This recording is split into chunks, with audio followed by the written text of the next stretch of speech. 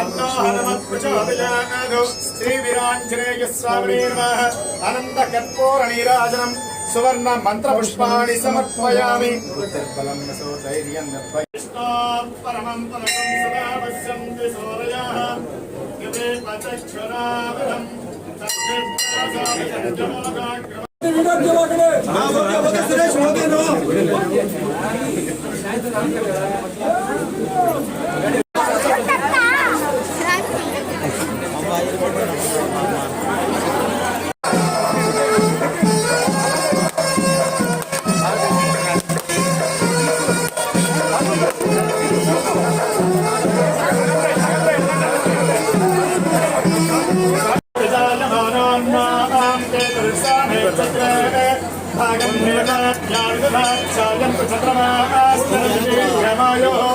सुमङ्गलीर्यं वदोरिमानं समेत पश्यता सौभाग्यमस्यै भक्तायादास्तन्विपरेतन शतमानं भवति शतायुः पुरुषस्य तेन्द्रियः आयुष्येवेन्द्रियः प्रतिष्ठते श्रीवीराञ्जनेयस्वामी सम्पूर्ण अनुग्रह करुणाकटाक्ष कृपा ముందుగా కోవూరు నియోజకవర్గ ప్రజలందరికీ కూడా హనుమ జయంతి శుభాకాంక్షలు తెలియజేస్తున్నాం।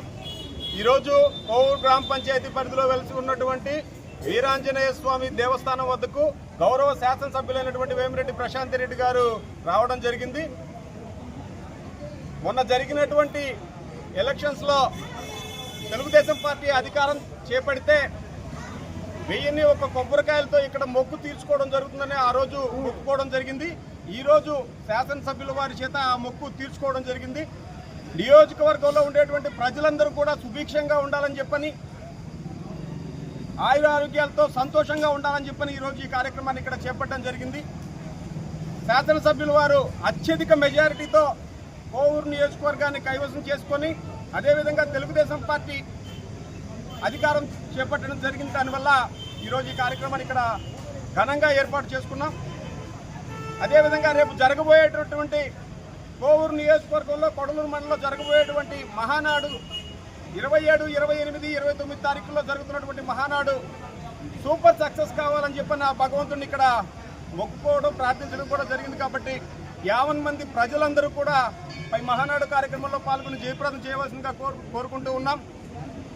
కోవూరు నియోజకవర్గం రాష్ట్రంలో ఉండేటువంటి 175 నియోజకవర్గాల్లో మొట్టమొదటి స్థానం కైవసం చేసుకుంటుందని చెప్పని ఖచ్చితంగా ఎమ్మెల్యే గారి ఆశీస్సులతోటే ఎమ్మెల్యే గారి కృషితోటే నియోజకవర్గం మొట్టమొదటి స్థానంలో ఉంటుందని చెప్పని ఖచ్చితంగా తెలియజేసుకుంటున్నాం।